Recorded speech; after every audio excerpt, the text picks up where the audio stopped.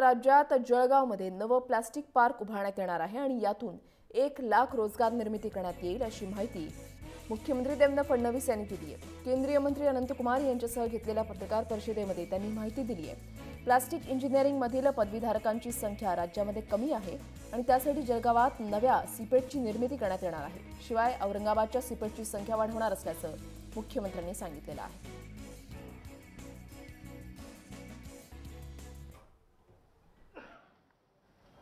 महाराष्ट्र में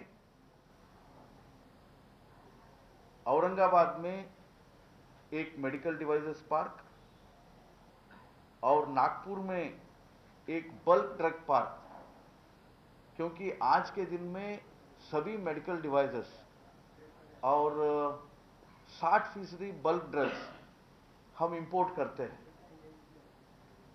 इसमें आत्मनिर्भर होने के लिए हमारे यहाँ ये पार्क्स होना चाहिए।